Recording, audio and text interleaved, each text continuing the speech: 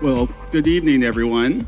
It's great to see you this evening. My name is Andy Ryder.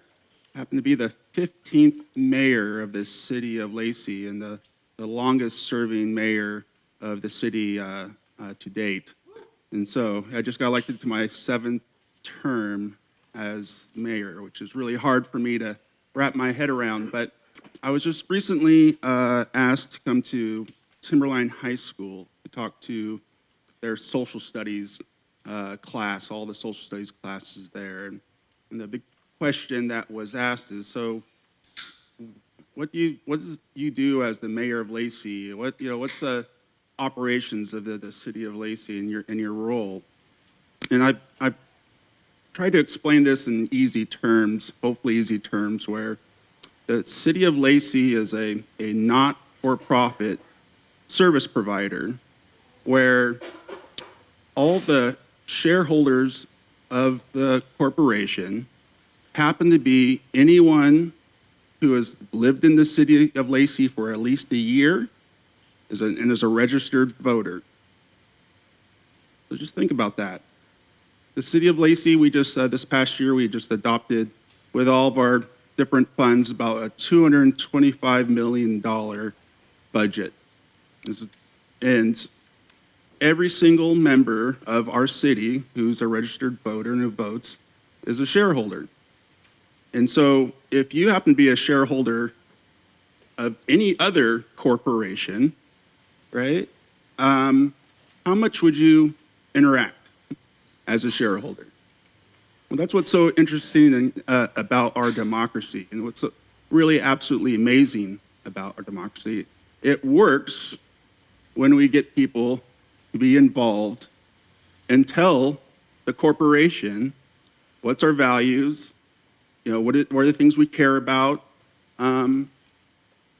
what things we need to work on, or what's important, where are there inequities, and we all get to make those decisions. And it works very well if we have people who volunteer and give back to the corporation so the corporation can be successful.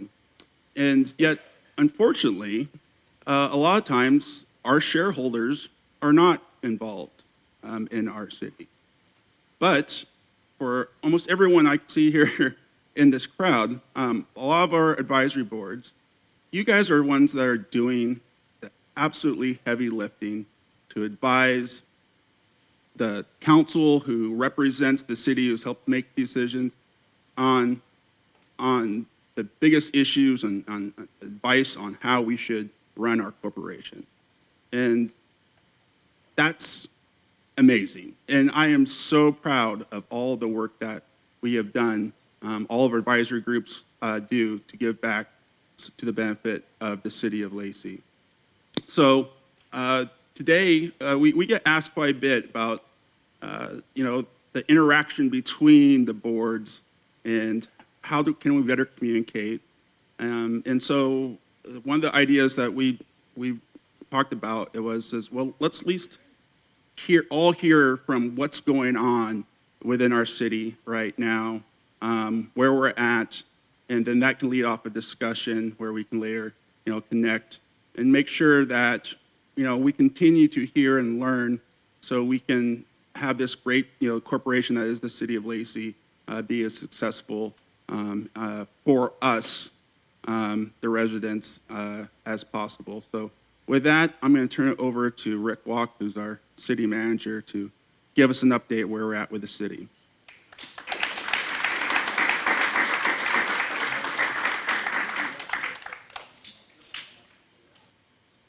Well, hey, it's a great day, right? The sun's shining, we're all here, and the Mariners are finally got it turned around and starting to hit the ball and get some wins, right?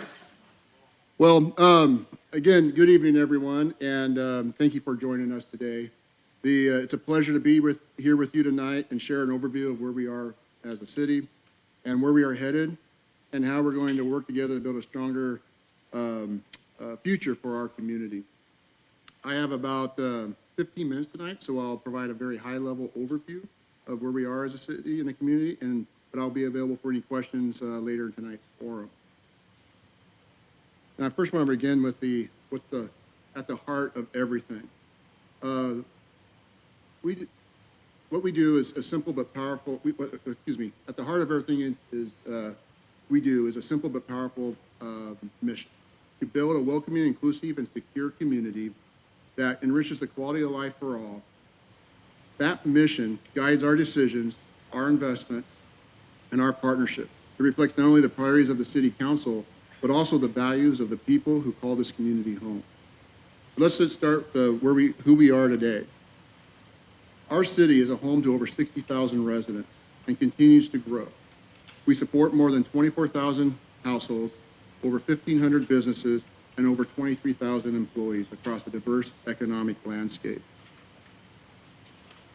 We have nearly 28 square miles of land, more than 1,200 acres of parks and open space, and also we're the most diverse community in Thurston County. We aim to balance development with livability through proactive planning, ensuring that the growth enhances rather than diminish our quality of life.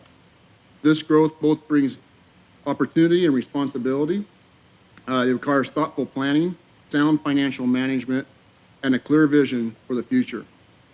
So how do we do all this? Well, it first starts with the City Council. And again, I really don't think the Lacey City Council really needs an introduction, but we have the Mayor Ryder you just heard from, also Deputy Mayor Miller, who could not be here, but here tonight we have Councilmember Cox, Councilmember Turner, and Councilmember Steele, as well as on our council of 7, we also include Councilmember Greenstein and Councilmember Dunning. And really it comes down to our council plays a central role in shaping the public, shaping that future. As the legislative body of the city, the council establishes public policy, adopts our community vision, approves budgets, and sets priorities that impact every resident. They also ensure that we are providing for the health, safety, and welfare of our community while planning for the long-term success.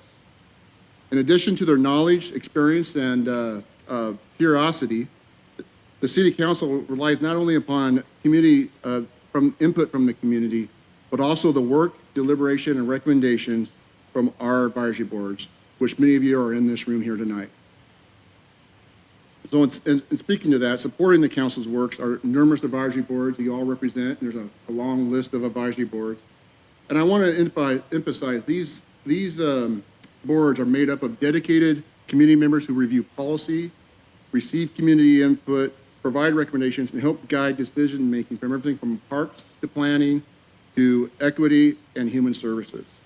You are essential to assuring that our work reflects the voices and values of our residents. I want to take a moment to thank you for all your dedication to the community. So thank you all, and I want to give you all a round of applause for what you do.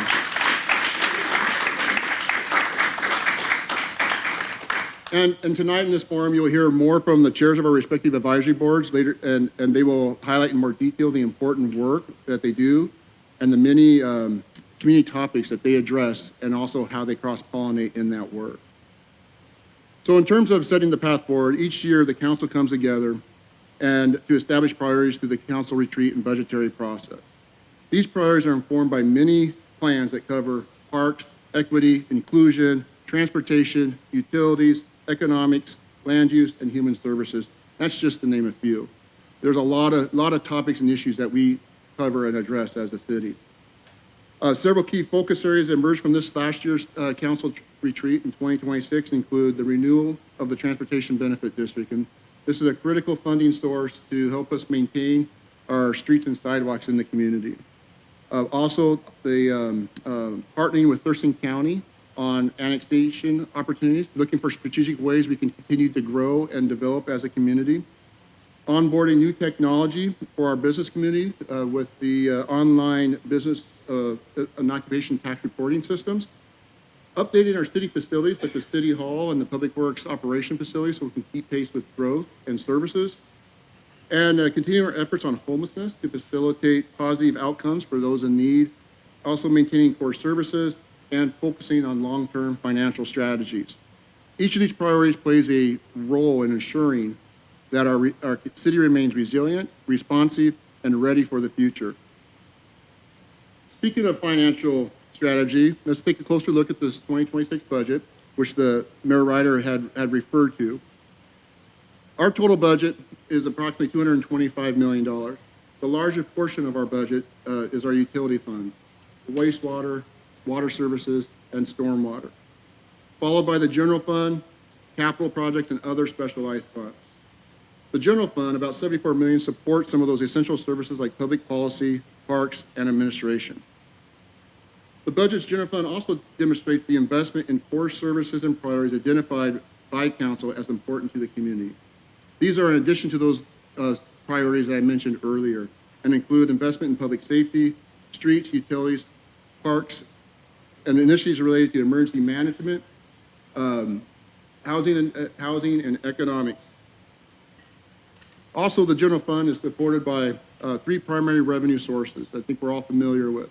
The sales, property, and utility tax, which brings in about 50% of the general fund, 52% of the general fund revenue.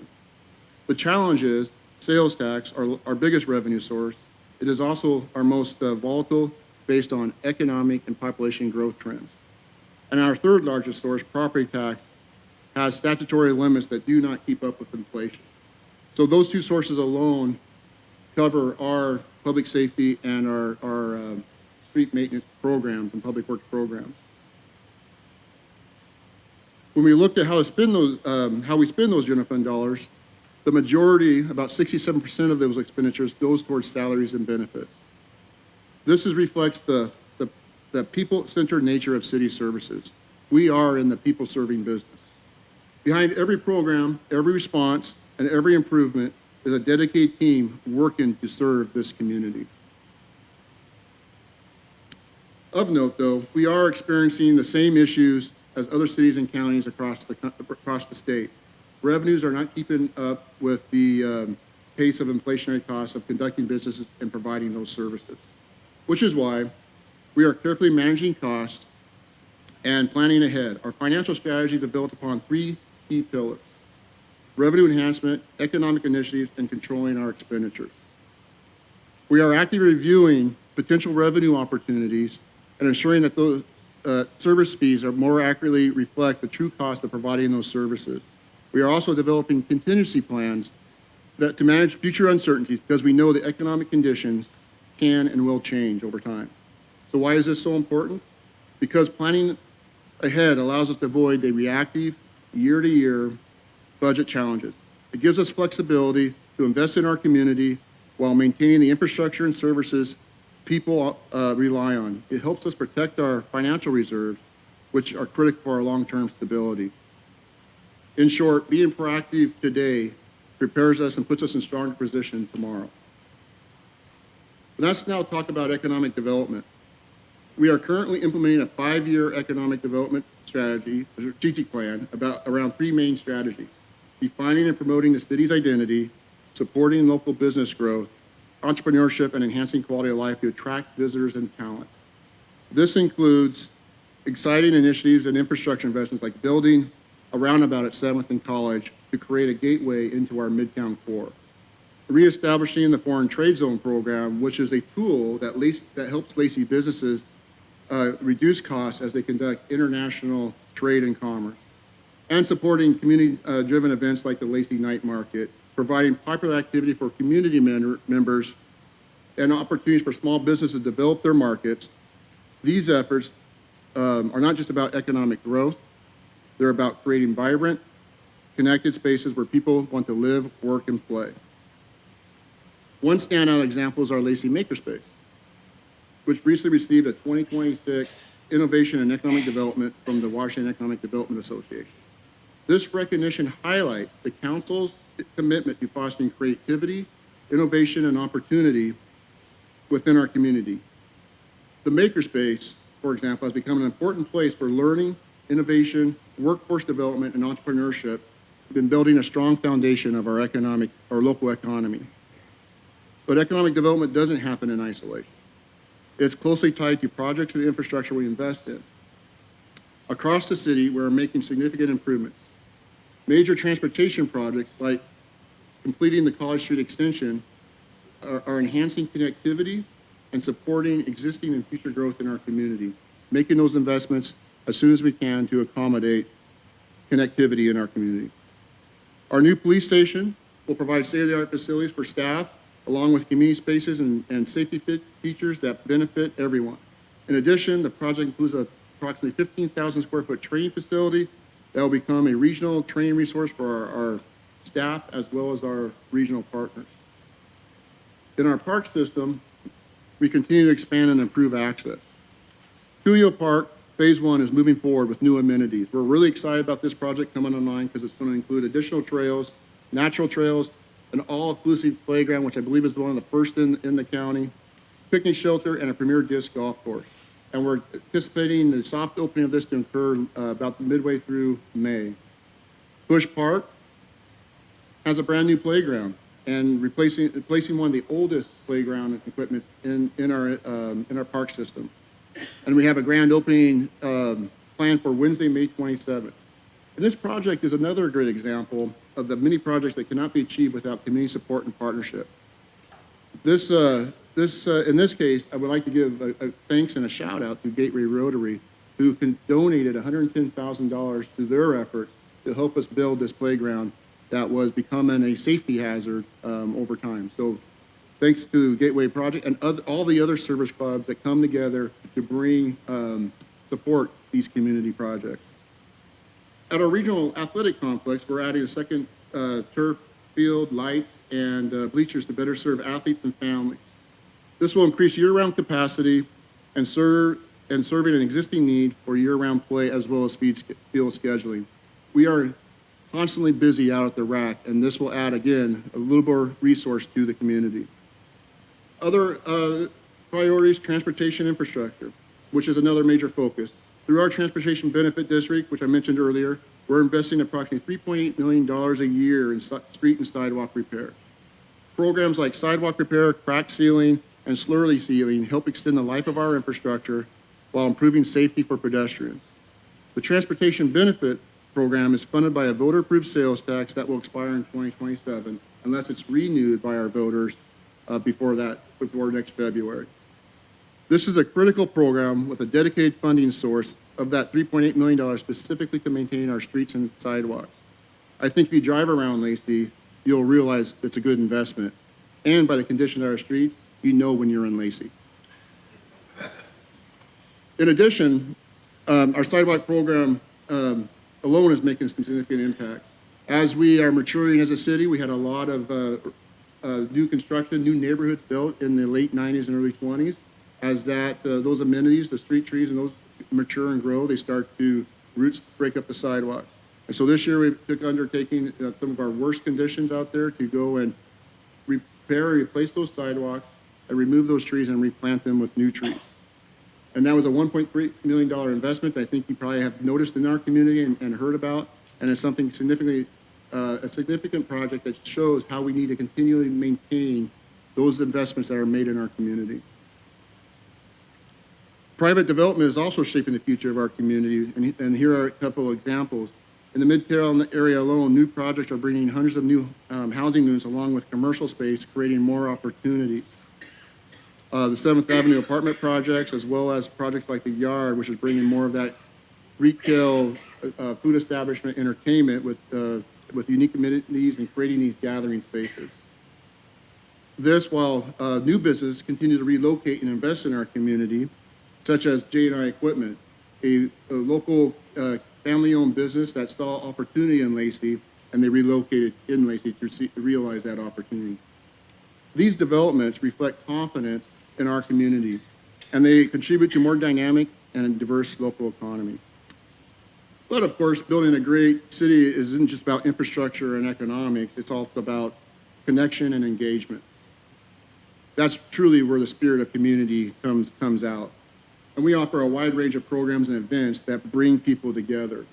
We just started our second community academy, and this program provides community members an opportunity to get an inside look at how local government works, how their local government works. This program is intended to develop a more informed community and interest in that local government.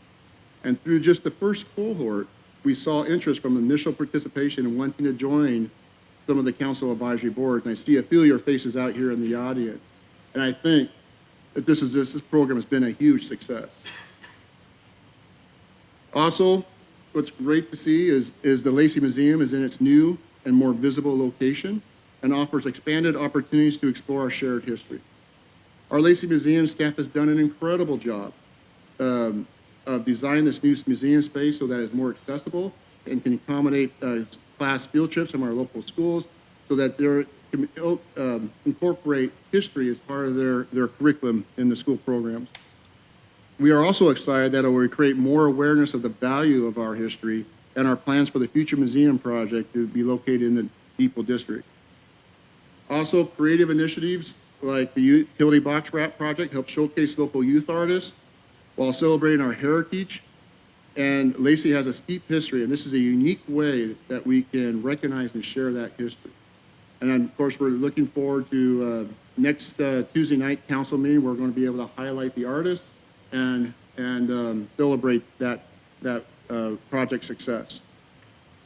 And then also, we also have the events like the night market, which continue to grow and gain in popularity in the community. And it's now kicking off its third season of creative programming, every evening having some sort of theme.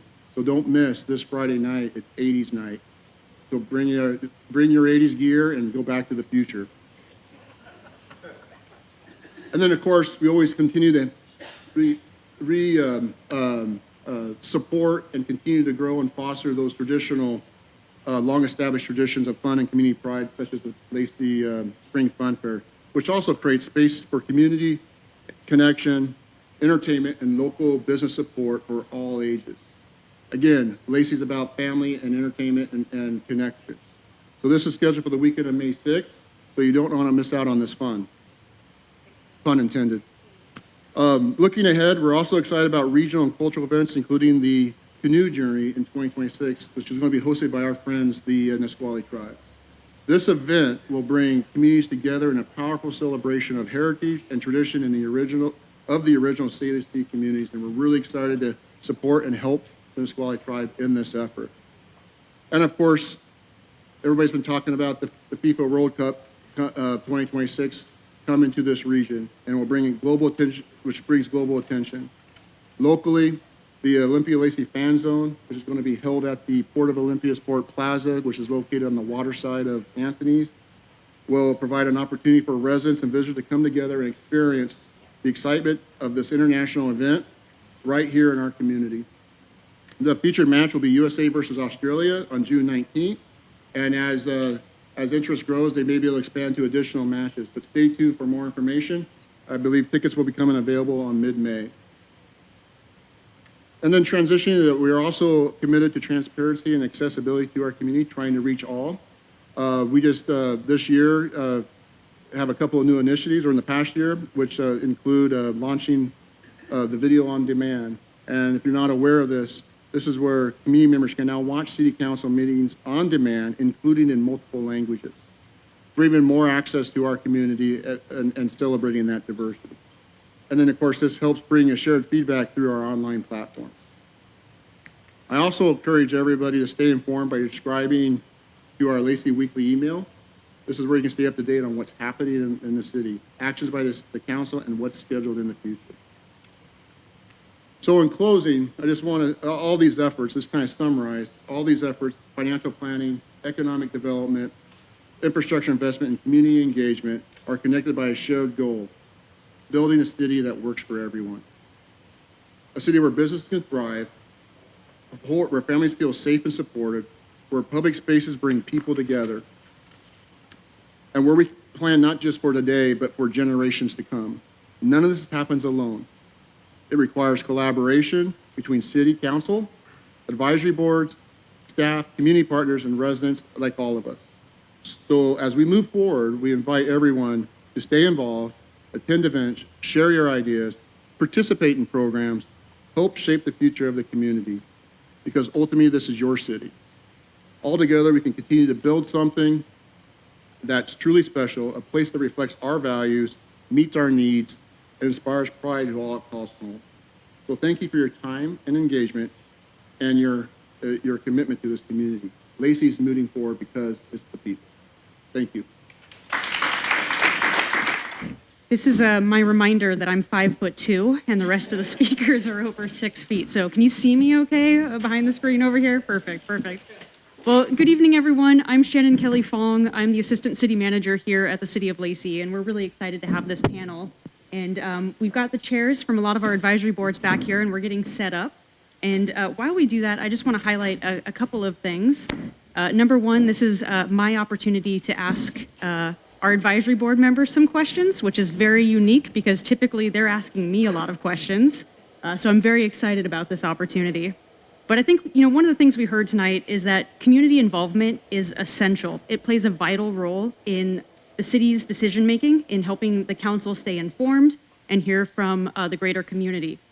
And we have here a lot of folks here who volunteer time, energy, and resources to provide the city with the help that it needs on a wide variety of topics. We're going to hear from our planning commission talking about zoning. We're going to hear from our Commission on Equity. We're going to hear from our Parks Board, and they're all going to bring a very unique perspective. I know a lot of you all are serving on boards, and I just want to say thank you for all of your service. And we're really excited to hear the voices from some of our chairs just to talk about what's going on in the different boards. Oftentimes, I know you all get to meet once a month and talk about the things that get brought before your boards, and this is an opportunity really to hear about some of the other things that are just going on in the community. So we're very excited about that. So first, very, very tough question that we're going to start off, and we're going to go down the line here with our chair and our panel, is to introduce yourself. Talk about what you do on your board. So 2 minutes each. Tell us a little bit about what you do. Oh, 2 minutes. You just gave an elected official 2 minutes. So I'm Jeff Gadman. I am the current chair of the Lacey Planning Commission. Just for a little bit of background, when I first moved to this community, we were a community of 6,600 people. I've seen a couple of changes.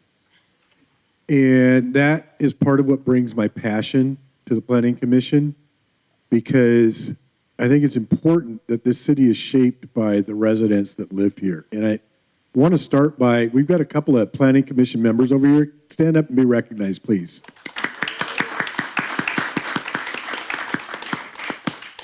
So our primary focus is on land use and zoning, and we depend a lot on what we hear from our neighbors. And each of us Planning Commission members, there's 9 of us, we do talk to our neighbors, right? And our neighbors are always saying, oh, this is what I want to see, this is what I'd like to see. But in addition to that, we do open houses and public hearings where what you say impacts us, because your public comments come into every decision we make. So it's important to stay involved. We invite you to do that. We haven't had as much freedom to work on what we want to do the last few years. Starting in the mid-2010s, the legislature started being hammered with, we need affordable housing, we've got a housing crisis. And just to put that into perspective for you, the housing need in the United States right now is somewhere between 4 and 5 million housing units per year. We hit our high last year nationwide building 1.4. We've dropped down to less than 900,000. So how do we meet the needs that are there? So the legislature started passing tools to cities and counties on, hey, you could do this to increase your housing. You could do this to increase affordability. And so many of the jurisdictions decided not to act on that. And so starting in 2022, the legislature started saying, thou shalt. So a lot of what the Planning Commission has been working on the last few years has been dealing with legislative mandates. And we are very fortunate in Lacey because Lacey has always been a long vision community. Most of what we've had to do is minor tweaks, but we've still had to deal with it. So right now we're dealing with things like middle housing. We're dealing with conversion of existing buildings. We're dealing with co-living and building the standards for that. But I tell you, your Planning Commission is dedicated to this, and we're doing a really good job. We are getting to do a couple of things outside of those mandates, and that is protecting existing mobile home communities and working on tree requirements. I'm very, very proud. I think I went over 2 minutes, and I really apologize for that. But I think it's important to get this message out there. And truly, we need your input. So anytime you see an opportunity to give input, please give it to us. Thank you, Jeff. Hi, I'm Aaron Wheeler. I am the Lacey Park Cultural and Recreation Board Chair. This is my 9th and final year of being on this great board. I'm a 42-year resident of the great city of Lacey, and most of that time I lived within a 5-minute walk of Wonderwood Park, and that's really one of the main reasons why I wanted to join the Parks Board. I actually presented to do a 9-hole disc golf course at Wonderwood Park with a friend of mine, and did not get accepted as a suggestion, but just that going through that process really made me want to invest more into this great city that we have. So thank you, Jen Burbidge and Michelle and Lori, some other board members that are here. So just a little bit about the park. So the Parks Culture and Recreation Board, we plan for the acquisition and development of parks and trails, provide recommendations on the planning, acquisition, construction, development, maintenance, and operations of recreational facilities and programs. Some of our most recent projects is, of course, Greg Cuyo Park, the 139-acre park featuring new trails, open spaces, and expanded recreation opportunities, replacement of existing parks, so maintenance, so like the Woodland Creek Park Bridge that we just replaced, and the Bush Park playground improvement that you just saw. And then, of course, additional planning efforts going on with the RAC. We also secure grants, donations, pledges to maximize available funding. And then some of our most challenges that we have is funding. So, our MPD didn't pass this last year. So we're always at a deficit of what we want to do as a board and as a city. So we're just always going to try to find those funding gaps to not only keep improving an aging park system, but then take advantage of the many more acres that we have available to develop for years to come for future residents and locations. So I also, want to make a big shout out to just the Lacey maintenance team. They, being someone who lives in a park, basically, it's always spotless, and I don't even know. I never see them clean it. I don't even know how they get probably 45 metric tons of leaves out of Wonderwood Park on a weekly basis. So just everyone, when you're walking through the park, just know that there was someone probably walking right behind you picking it up for you. So big shout out to the city of Lacey for just providing such a great opportunity to keep it clean. So we're just always trying to balance the needs of the community and all our existing facilities, and it's been an honor to be a part of it, and I'll be sad when I have to step down. So thank you everyone for letting me be a part of it.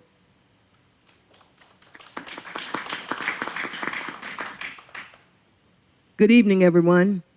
I'm Thelma Jackson, and I am currently the chair of the Equity Commission for the City of Lacey. And to give you a little background about that particular advisory group, it came into existence in 2021 during the height of DEI interest in this country. We advised the City Council on creating a more welcoming, inclusive community by addressing disparities and enhancing participation of underrepresented groups. The commission consists of 7 members and 1 youth member, focusing on policy, equity, and community outreach.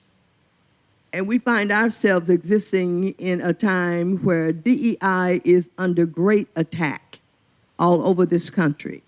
Anti-efforts underway. And it pleases us that we got our footing in place before the anti-movement hit, and so it gives us the foundation on which to go forward. This is the 5th year of this particular commission, and we have a rather ambitious 3-year plan that we successfully completed last year. And so our work is cut out for us against this background of anti-DEI all over the country. And here in the city of Lacey, it makes us proud to know that we've been on the forefront of DEI and equity in this Thurston County area. And so we continue to move forward, looking at our plan of work for 2026, with a large portion of that being the implementation of that 3-year plan. We're determined to make sure that it's not a shelf dust collector and that it really is a workable plan. And we've been delighted with the unanimous support that we've gotten from the Lacey City Council and the staff of the City of Lacey. And it puts us in a position, we think, to continue that forward leadership and to be there on the forefront. And I don't know what other questions might be coming up, but there will be other opportunities to talk about some of the unique things we're about right now. But I do have some fellow commissioners in the audience, and I would like for them to please stand because we work as a team like an operating machine. Annie? Thank you. With that, I'll yield the mic. Hi, I'm Kevin Wyckoff. I'm the chair of the Lacey Historical Commission. The Lacey Historical Commission does a lot of work kind of preserving a lot of the work that's done by a lot of the people in this room. Our big main kind of concerns are site policies for the Lacey Museum, really working on helping advise Erin and her staff on how the Lacey Museum gets run, helping them navigate the big move to the new space. Also doing a lot of work with, now that the space that was previously used as the museum is now being turned into a research center that will make it a lot easier to access the materials that we have, the archive materials that aren't on display. Along with that, we're also doing work to encourage community members to donate things to the museum that'll be historically relevant. And advising the City Council on historical considerations and planning, which is probably one of our biggest things we've been focusing on lately, is to do with historic properties. To qualify as a historical property in Lacey means the building has to have existed for over 50 years, which is a fair amount of buildings. And so we've been working on building an inventory with that. New to the commission has been Commissioner Gary Montgomery, who in his day job does work with the city's geographic information systems. And so him and I have been working together on building public-facing map layers to better illustrate those areas and also to help us figure out what's missing. That work really right now is kind of our big focus. It's there's lots of legal requirements that go through that. We just recently, with the help of the City Council, were able to get the Jacob Smith House added to the Lacey Historical Register, which is something that really should have been done in 1988, but better late than never. It's the oldest building in Lacey, and so that was just a kind of bureaucratic thing that we had to have a hearing for and get that going. So, right now we're working on kind of trying to spread the word on Lacey and what a great place it is to live, and that we have a history and places to go there. So, with that, I'll pass it on. Yes, good evening. My name is Brandon Stevens, and first and foremost, I just come here as a resident of the City of Lacey for over 44 years. But tonight, I'm here to represent the Human Services Commission, and I want to take a minute just to recognize the other commissioners in the room first, because without them, obviously, none of this would be possible. So Nancy Dila and John Grousman, who are here, and then also the other commissioners, if you could just take a second to raise your hand or stand up so we can recognize you guys as well. So, thank you. They're amazing. So what we are is we're essentially maybe the newest commission. There might be a new one coming along.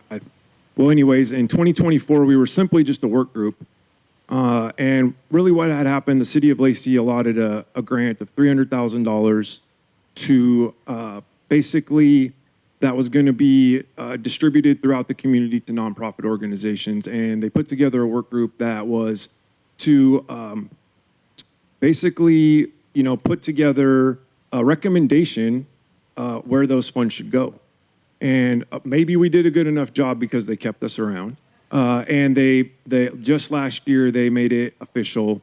We're a Human Services Commission now. So congratulations to the City of Lacey. That's real commendable because you see what Rick was talking about. The needs right now are definitely outpacing what's available. And so for the City of Lacey to recognize that, and we're doing what we can, understanding limited funding and those things. So our first goal was really to distribute the $300,000, and I wanted to give you guys some tangible results on what we distributed last year. And pay attention to the numbers because they're important. We had over 20 applicants for $841,000. We're only allowed to distribute 300,000. And so, as you can see, that's almost 3 times the need that nonprofits came to us because they're at the mercy of trying to distribute funds to the people that need it most. And that's what we do. So the mission basically of the Human Service Commission is to support the City of Lacey in identifying human services, needs, policies, and funding distribution. So this grant was basically founded to service 3 areas. That's housing, survival, and security. Just for example, we gave Rebuilding Together Thurston County $31,000 in 2024. And in 2025, we gave them just over $23,000. And this was for critical home repairs for seniors and people making under $15,000 a year. And can you imagine how hard it is to live off $15,000 a year right now? We gave the Boys and Girls Club $25,000 in 2024. Well, the City of Lacey, I shouldn't say we, first of all. The Boys and Girls Club received $25,000 in 2024 and 2025. That gave 94 kids that are experiencing houselessness full scholarships to the Boys and Girls Club, which is imperative because the Boys and Girls Club provides a huge need in our community, and that's after-school care, before and after-school care, which I'll talk about in a second if I don't get too off track. We also were able to provide Sergio's Interfaith Works, Sergio's Service Center, $31,000 in 2024 and $30,000 in 2025, and they serve over 100 people a day, both residents of Olympia and Lacey, and of course our houseless population are back and forth in those, and so it's really hard to put a finger exactly on where those residents are because we really do try to keep this funding in the City of Lacey, but we know how important that is. So that was kind of the main goal of the work, the Human Services Commission for 2024, 2025, and we're moving now into 2026. And what we basically do is just, the city came up with a scoring rubric, and we helped them develop and implement that. And so, because it's such a high demand for that, we have a really tough task. And I also wanted to give a quick shout out to Michelle Chavez, the Human Services Coordinator, who is not here. I can't believe I forgot her. Such a pivotal person in this.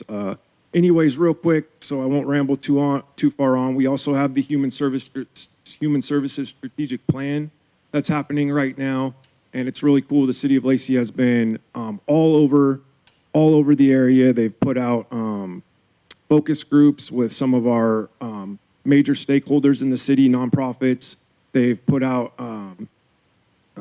surveys. They've come to us for recommendations.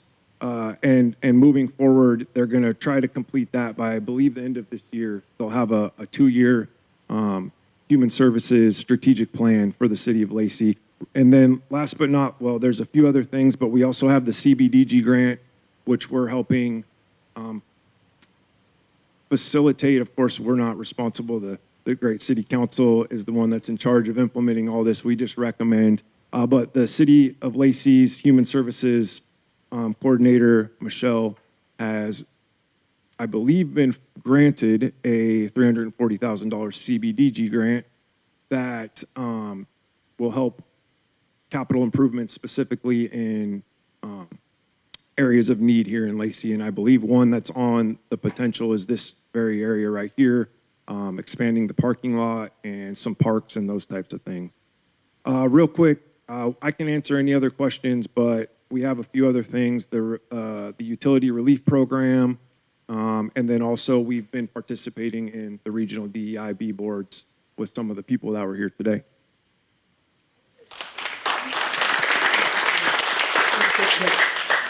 Good evening, everybody. Thank you for being here today. My name is Stuart Trin, and I'm the mayor of the Lacey Youth Council.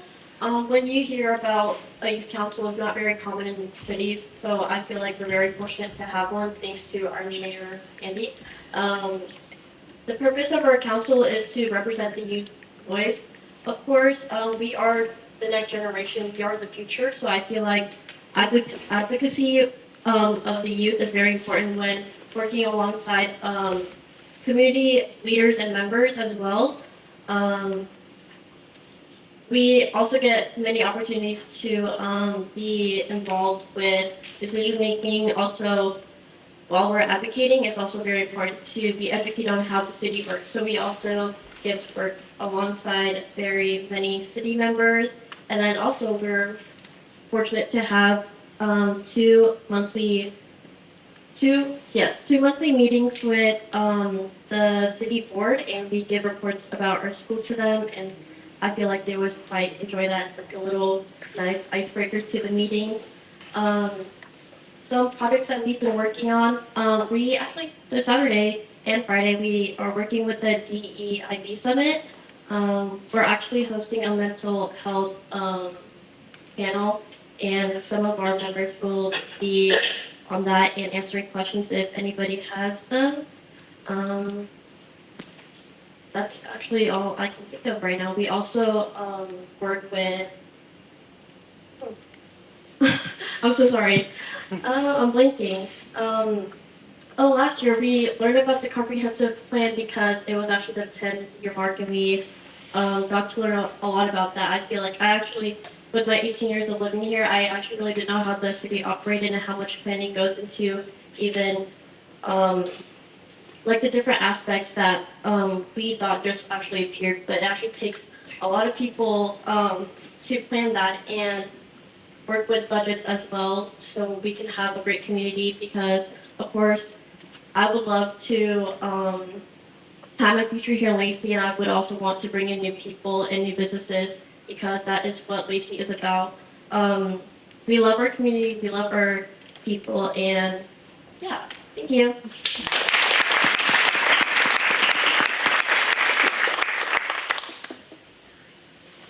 Hello, everybody. My name is Charlotte Ducey, and I'm the chair of the library board. I want to acknowledge that we do have one library board member in the audience. Jade Sierra, would you stand up, please? Jade is one of our newest board members, and I'm very excited to get to work with her.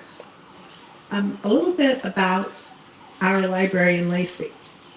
The Lacey Timberland Library is part of Timberland Regional Library, which encompasses 29 branches over 5 counties.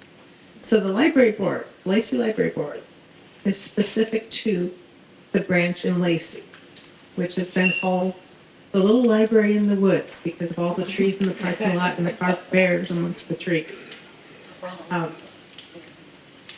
The Lacey Library is unusual in the Timberland Regional Library System because the building is not owned by Timberland Regional. The building is owned by the City of Lacey, and that's where the board comes in. Our board serves as a liaison between the library and the City of Lacey. So we are charged with assisting in the long-range planning for the capital facility needs of the library. So when the library needs to have work done to its building, its structure, that's what we advise on. And I think we're going to get more questions, so I will stop there and tell you more later.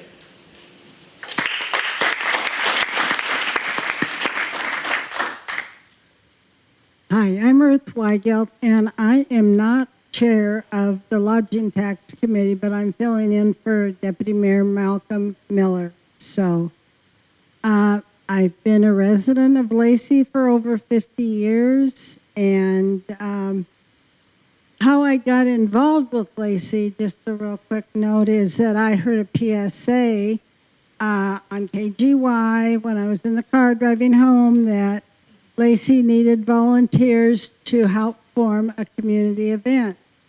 So I attended that meeting probably 40 years ago. And from that, we have Lacey Spring Fun Fair. So anyway. And because of my involvement with Lacey Spring Fun Fair, I am on the Lodging Tax Advisory Committee. And our committee is charged with the responsibility of annually recommending to the City Council how to use lodging tax revenues. And those revenues are collected from hotel motel stays at a 4% tax.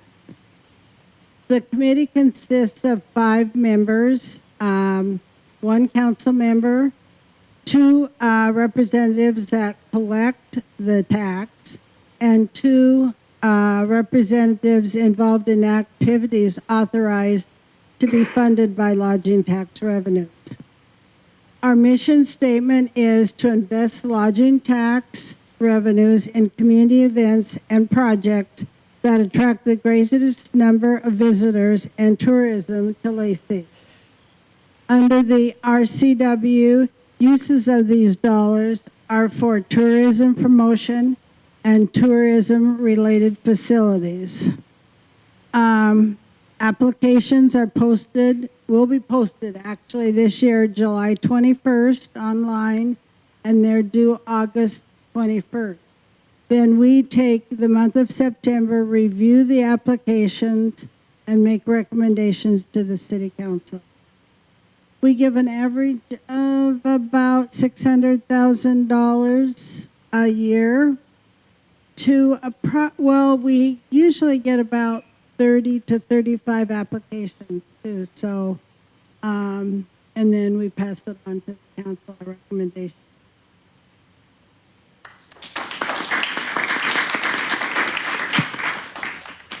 I'm Madeline White. I have owned businesses in both Olympia and Lacey for 50 years. I started when I was 5. Okay, Ruth did too. I have served in different capacities volunteering for the City of Lacey. Even though I've owned businesses in both Olympia and Lacey, I only volunteer in Lacey. It's been much easier doing business in Lacey than Olympia. I will say no more. Thanks, Rick. You want me to say more? No. Now I am the chair of the Civil Service Commission for the police. If you don't know what Civil Service Commission is for, it's working with the police department. We amend and adopt rules for the regulation of personnel matters within the classified service. We provide for competitive examinations under the supervision of the chief examiner in order to determine the relative qualification of job applicants and prepare an eligibility list. And right now we're hiring. Conduct all civil suits necessary for the proper enforcement of the Civil Service Act and these rules. The commission shall be represented, however, by an attorney for the city. We hear and determine appeals arising from the administration of the Civil Service Ordinance and these rules. We hear and report on matters touching the enforcement and effect of the Civil Service Ordinance, and we have such other powers and duties that are imposed upon the committee by virtue of the RCWs. We do work extremely well. We have great communication with Chief Amata and Deputy Chief Hollis. They're great. They always bring us the newest in what's going on in the police department, where they stand with the people they've hired and that they're in classes and so on and so forth. I can't say enough good about the communication with them.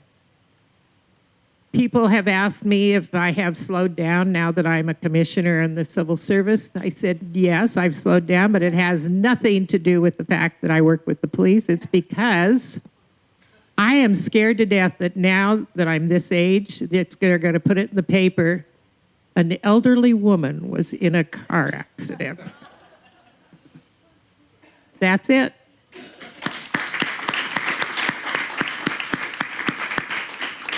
Well, as you all can tell, there is an incredible amount of work that is going on right now with our advisory boards. And I know a few of you already shared a couple of the projects and opportunities that you're working on right now, but I'm wondering if a few more want to highlight a couple of special projects, opportunities, or challenges that you all are working through. Looks like we have passed the mic on down here. Perfect, thank you. We've got Phil Mounts. I purposely left some things out, anticipating another round and another opportunity to do so. But I talked about some of the things we've outlined in our plan of work for 2026 and how we're on the first year of our 3-year strategic plan. And I just want to take a few moments to highlight some of what those things are. One thing we'll be doing this year is our second round of community input. We really value the opportunity to talk with the people that we sit on the commission and represent. And we want to know, what are the issues, what are the concerns of what's going on in the community that we need to be trying to address as an equity commission. And that is a key part of our plan of work for this year, is round 2 of those community hearing sessions. Another thing we're looking forward to have it come into greater fruition is what we're calling an equity map. A map where we can actually identify where are those pockets of inequity in our community. That if we don't know where those pockets are, we have no way of knowing if we're working on the right things, the right issues, and the right concerns. So that equity map is something that's been coming along for the last 3 or 4 years, and it will be an instrument of great use to not only the Equity Commission, but the entire city and all of the various advisory groups that work here. We had a retreat towards the end of our last year, trying to strengthen our personal relationships so that we could maximize the skills and the strengths that exist on the commission. And as we've met jointly with the City Council and with the Youth Commission, we know there's a lot of work to do out there. And the City Council has encouraged us to be bold in where we're going and what we're doing. And we aren't sitting on our laurels that because we have that strategic plan that our work is done, but we really feel as though our work is just beginning, because implementation of a strategic plan is a much bigger piece of work than the plan itself. As we look at the evolution and where things are, not only in this community or this state of the country, DEI and B, diversity, equity, inclusion, and belonging. We have the mission statements, we have the welcome mat rolled out, but it takes a lot of work to put those things into actuality. And so we go out and we listen to those constituent groups. How are they feeling as though? Are they fitting in? Or do you feel as though you belong? And where are the shortcomings in our community? And while we are advisory to the City Council, we know that our interest in equity takes us beyond just the City Council, as far as trying to dialogue, as far as the partnerships we're trying to engage in, as far as the work that has to be done that goes much beyond just the Equity Commission itself. And so we've been actively engaged in the DEI gatherings of the other municipalities, and just want to make sure that we're using the resources we have, realizing that there never are enough resources, but making the most of what we can.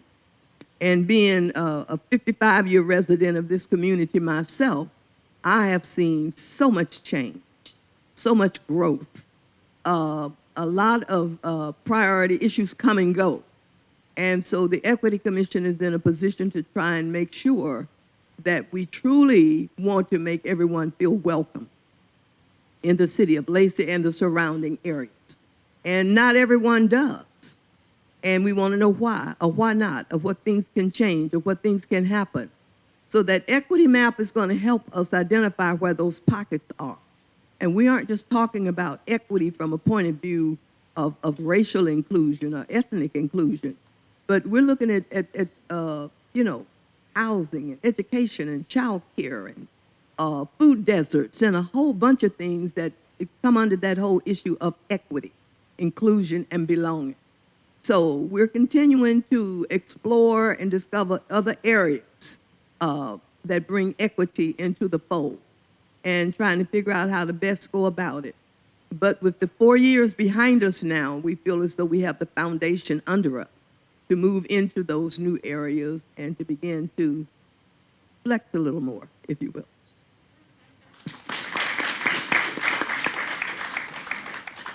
I guess I realized that I forgot a really important thing in my previous remarks.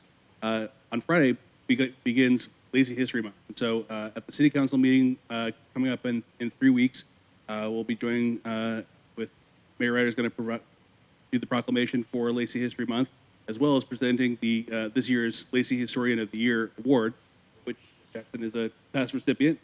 So we'll be highlighting some community members that deserve recognition for their role in preserving Lacey's history. Thank you.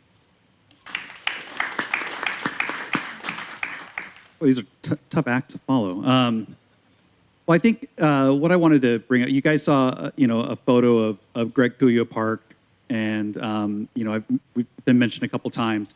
What you see is phase 1A of the overall master plan of Greg Cuyo Park.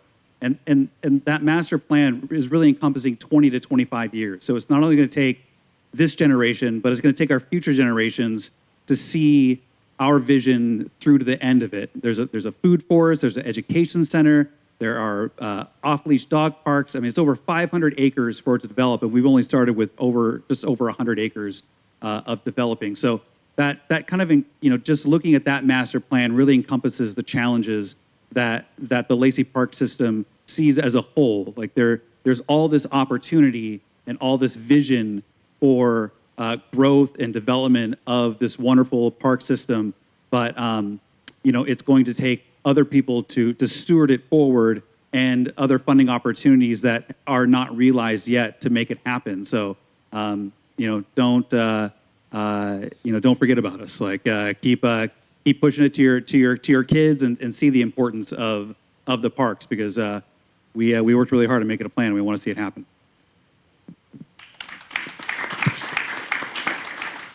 Thank you. So since we started here, we have another member of the Planning Commission that's popped in. You want to stand up and be recognized? So I think the common theme you hear here is that every one of these commissions and committees is working to make this community better, right? That's what every meeting is about. And I kind of hopped over a lot of what the Planning Commission does, but we really dive into the nuts and bolts of what makes this community.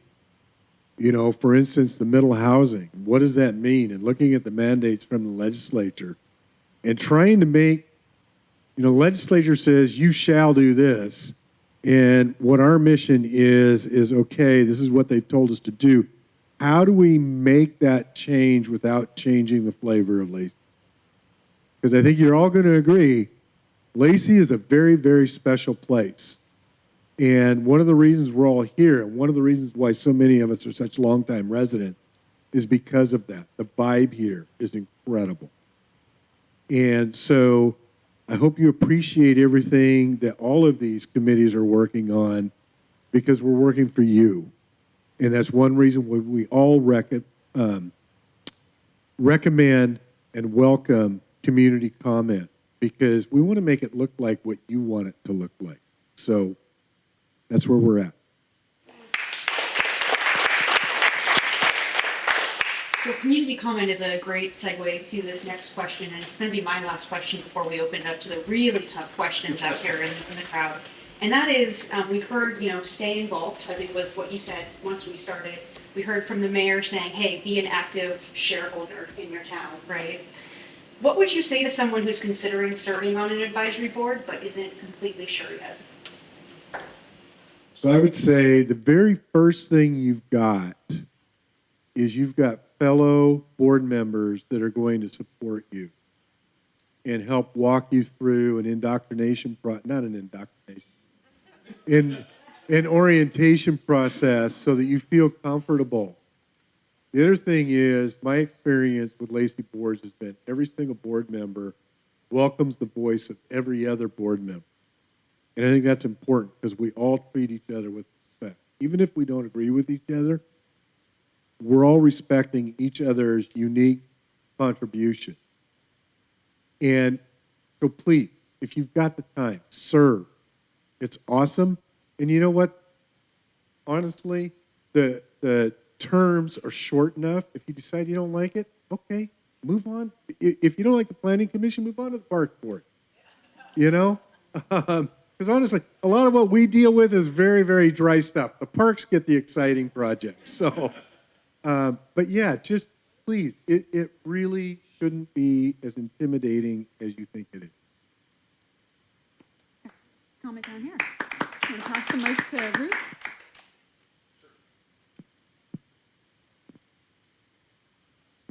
Those of you who know me have heard this saying from me before, but volunteering is the rent you pay for living in a community. So put your feet into whatever interest you have and volunteer and continue to make this community a great place to live.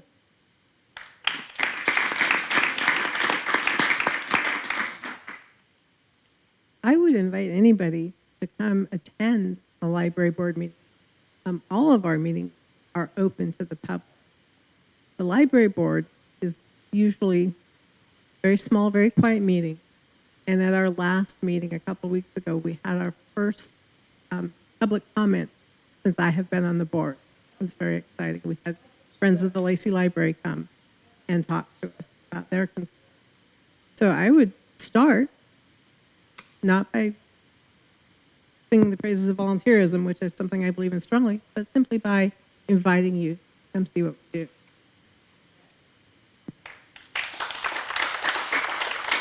Most of the people know or should know that most of these meetings are open. Ours is open to the public as well as it is televised. So if you're concerned at all and are concerned about what the meeting is about, watch it. You don't have to attend until you figure out which one you want to belong to, because like Ruth says, we're helping and other people are helping to grow this community and to keep it alive.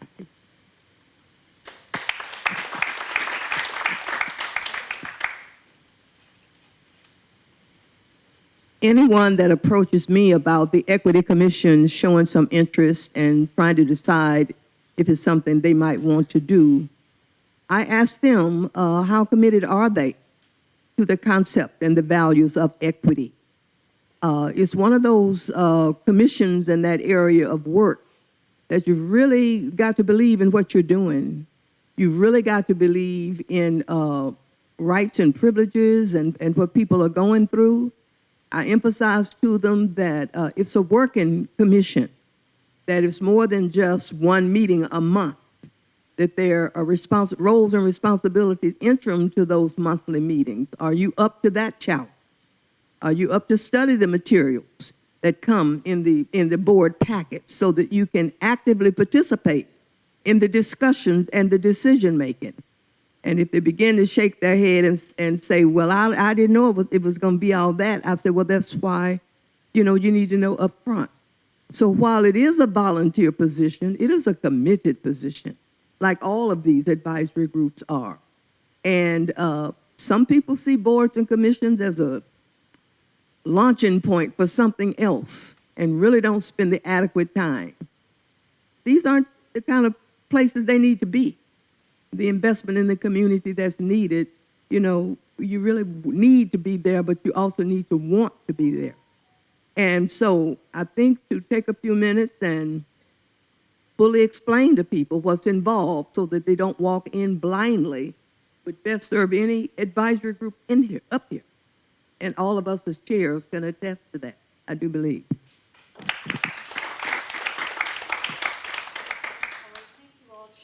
You've gotten through level 1 of questions, and now we're going to go to really, really tough questions from community members. So if any community member has a question that they want to ask, we'll have a quick question and answer session. Anybody just raise your hand and we'll get the mic to you.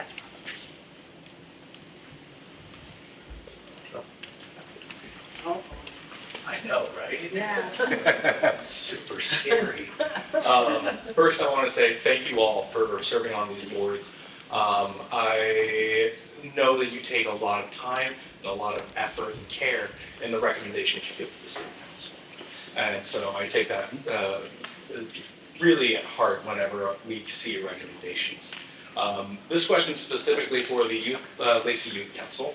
You mentioned that the youth are the future, and I believe that is 100%.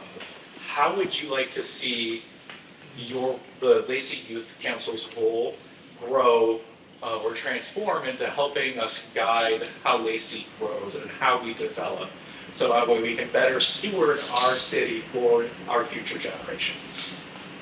That's a great question. Thank you. Of course, when we have our meeting discussions, when we actually do apply to even be part of the council, we have to say 3 main problems that we think are here in Lacey. So we really do try to advocate for what we believe, but also when you're working alongside other 15 high schoolers, you get to hear what they also think. So when you plan things and talk to other community members about what they think the youth could impact the community with, you, I guess, give your own idea and opinion, because your opinion is what starts the future. Your hands hold the future of Lacey. It all starts with you, and it starts with you wanting to make a difference in the community.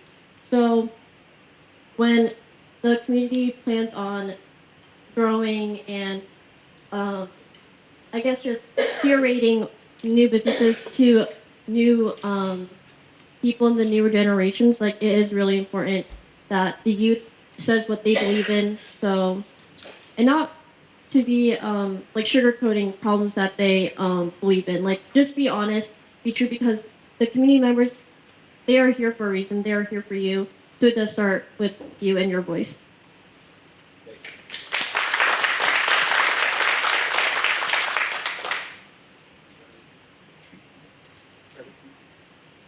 Right, it looks like we're working on the mic right now, so having some technical difficulties, but I want to invite the city manager back up here to close out this evening. Thank you, chairs, for all of the information. I got one question. One more thing. I got a question. Oh. I can. Sure. Because we talked about how much support you guys give back to the community, and I don't know, can you pick that up? We see all the demonstrated support of how you all get advisory boards and all the volunteers in the community. All the years of giving back to the community and doing this work. And you give a lot back to informing us, but what can we do to help your work? What can the city manager's office or the staff or the council, what can we do to support the work that you do in order to accomplish the goals that we need to see as a community? That actually played right into the comment I was going to make. Well done. Intuitive, that's a sign of a city manager. So one thing I want to say, first of all, is that I don't know if you all truly appreciate how great the city staff is.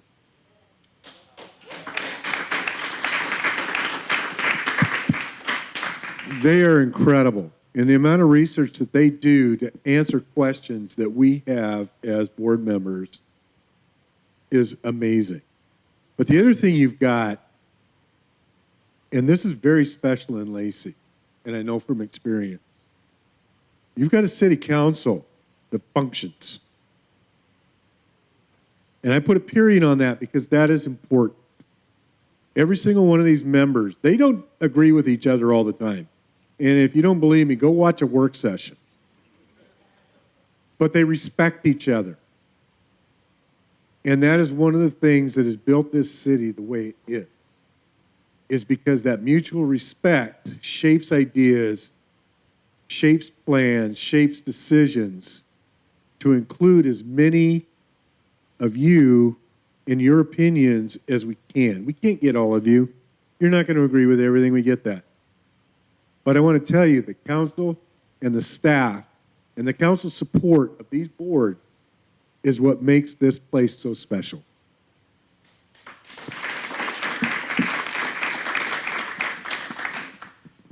All right. Well, anybody else?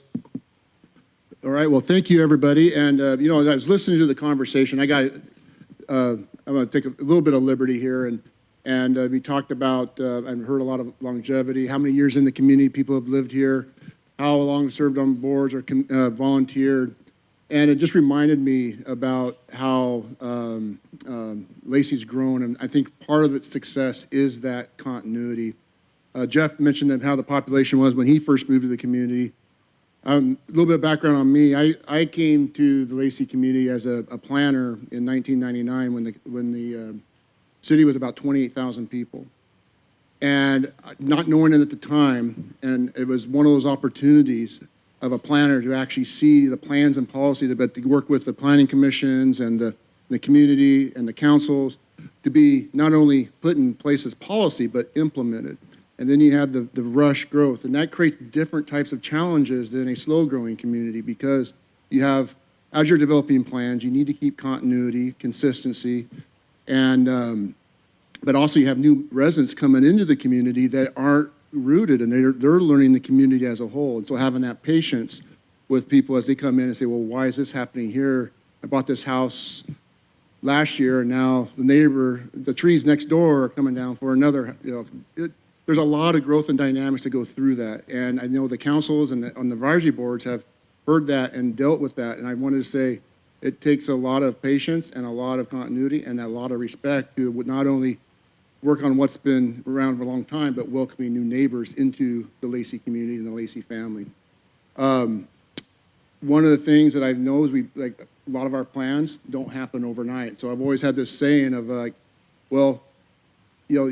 three keys to planning is patience, patience, patience, and every once in a while look in the rearview mirror because we keep building on the foundation set of those before us. And I'm going to use an example of the Midtown project, one of those 25-year overnight successes. It started with a large community effort in the late 90s with the downtown charrette that created that vision, and then we've been working at it all this time. And then again, it's not necessarily the same exact vision, it's twists and turns, but it's still kind of in that mark. And there's been that continuity. And I think that is a testament to the work that the advisory boards and the council does and how they work together, how they listen to each other, work collegiately, disagree, but still have that continuity of conversation that's productive.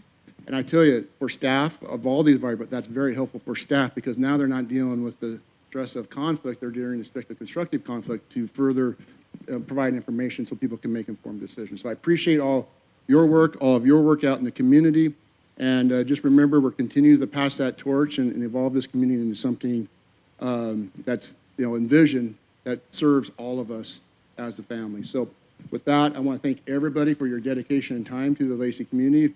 Thank you for coming out and speaking and talking about your respective advisory board. And I also want to thank the communications team and the staff here tonight that helped put this on and organize it and set this up. So with that, I want to say again, thank you and good night. And please, as we close out, give you all yourself a round of applause for the great work you're doing.